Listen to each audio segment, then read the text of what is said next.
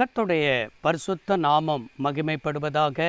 தினமும் கர்த்தருடைய சத்தத்தை கேட்டுக்கொண்டிருக்கிற என்னுடைய பிள்ளைகளை வாழ்த்துகிறேன், ஆசிர்வதிக்கிறேன். நீங்கள் ஆசிர்வதிக்கப்பட்டவர்கள். இந்த நாளிலும் பரிசுத்த தேவன் உங்களை பார்த்து சொல்கிற ஒரு வார்த்தை, பொய் நம்முடைய நல்மதிப்பை கெடுக்கும் அப்படி ஆண்டவர் பேசி கொண்டிருக்கிறார். நம்முடைய வாழ்க்கையில் எதுக்கு பொய் சொல்லுகிறோம் என்று சொன்னால், ஏதோ ஒரு காரியத்தை உண்மையை மறைக்கிறதற்கு நம்ம பொய் சொல்லி கொண்டிருக்கிறோம். வேலை ஸ்தலத்தில் இருக்கலாம், அது மாத்திரமல்ல குடும்பத்தில் இருக்கலாம். இப்படி எல்லா இடங்களிலேயும் ஏதோ உண்மையை மறைக்கிறதற்கு இன்றைக்கு பொய் பேசி பழகிவிட்டவர்கள் தான் அநேகராக இருக்கிறார்கள். இப்படிப்பட்டவர்களை குறித்து வேதம் என்ன சொல்கிறது என்று சொன்னால், சங்கீதம் 5ஆம் சங்கீதம் 6வது வசனத்தில் வாசிக்கிறோம், பொய் பேசுகிறவர்களை அழிப்பீர் என்று சொல்லப்பட்டிருக்கிறது.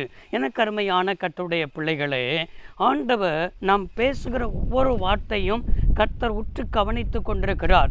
மனிதர்களுக்கு முன்பாக பொய் சொல்லி நாடகமாடி விடலாம், மனுஷர்களுக்கு முன்பாக பொய் சொல்லி நல்லவர்களைப் போல நடித்து விடலாம். ஆனால் எல்லாவற்றையும் ஆராய்ந்து அறிகிற தேவன் உங்களுடைய உண்மைக்கு தக்கதாக உங்களுக்கு பதில் அளிக்கிறதற்கு என் தேவன் போதுமானவராக இருக்கிறார். அநேகர் சொல்கிறது, நான் உண்மையாக இருக்கிறது நிமித்தம் தானே இவ்வளவு பிரச்சனைகளை அனுபவிக்கிறேன், இவ்வளவு பாடுகளை அனுபவிக்கிறேன்.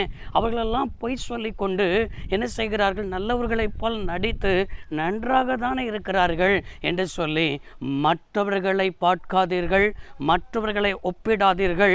உங்களுடைய வாழ்க்கையில் எப்போது உண்மையை மறைக்க விரும்புகிறீர்களோ அன்னைக்கே தேவனுக்கு விரோதமான பாவம் செய்கிறீர்கள் என்ற அர்த்தம். நான் உங்களுக்கு சொல்கிறேனே, நீங்கள் சொல்கிறதெல்லாம் பொய் என்று சொல்லி மற்றவர்களுக்கு தெரிய வரும் பொழுது உங்களுடைய நல்மதிப்பை அது கெடுக்கும். இவர்களா, அது இவர்கள் இப்படிப்பட்டவர்கள் தான், இவருடைய குடும்பமா இப்படிப்பட்ட குடும்பம் தான் என்று சொல்லி நீங்கள் உண்மையை சொன்னாலும் கூட உங்களுடைய பார்க்கிற பார்வை, நீங்கள் பேசுகிற பேச்சை அவர்கள் நினைக்கும் போது இவர்கள் பொய் சொல்வார்கள், இவர்கள் இப்படி தான் சொல்வார்கள் என்று சொல்லி உங்கள் மதிப்பே கெடுக்க பண்ணிவிடும், உங்களுடைய வாழ்க்கையை நார பண்ணிவிடும். இன்னைக்கு என்ன வந்தாலும் சரி, நான் உண்மையை தான் சொல்வேன், உண்மையை தான் பேசுவேன்னு சொல்லி ஒரு தீர்மானம் எடுங்க. நீங்கள் ஆண்டவருக்காக உண்மையாக இருந்து பாருங்க. நிச்சயமாக சொல்கிறேன், உண்மையுள்ள ஒரு மனுஷன் பரிபூர்ண ஆசீர்வாதங்களை பெறுவான் என்பதற்கு எந்த விதமான சந்தேகமும் இல்லை. இதே சங்கீதக்காரன் 5ஆம் சங்கீதம் 9வது வசனத்தில் வாசிக்கிறோம், அவர்கள் வாயில் உண்மை இல்லை என்று என்ன செய்திருக்கிறான், எழுதியிருக்கிறான். நீங்கள் அநேகருடைய வாழ்க்கையில், அநேகருடைய வாயில் உண்மை இல்லாத தன்மை தான் பிசாசு வைத்திருக்கிறான். பிசாசுக்கு ஒரு பேரை பொய்.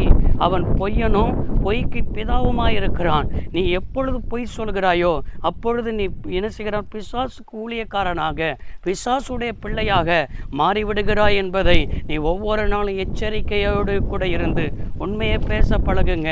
உங்களுடைய நல்மதிப்பை காத்துக்கொள்வீர்கள், உங்களுடைய குடும்பத்தின் நல்மதிப்பை காத்துக்கொள்வீர்கள். இன்றைக்கு ஒரு தீர்மானம் எடுங்கள், உங்களை ஆண்டவர் ஆசீர்வதிப்பார். சர்வ வல்லமையுள்ள தெய்வமே, அன்பு தகப்பனே, இந்த வார்த்தை அபிஷேகித்து தந்ததற்கு நன்றி. இந்த வார்த்தையின்படியே நம்முடைய பிள்ளைகளை ஆசீர்வதிக்கிறோம். இயேசு ரட்சக நாமத்தில் பிதாவே, ஆமென். கர்த்தர் உங்களை ஆசீர்வதிப்பாராக. God bless you.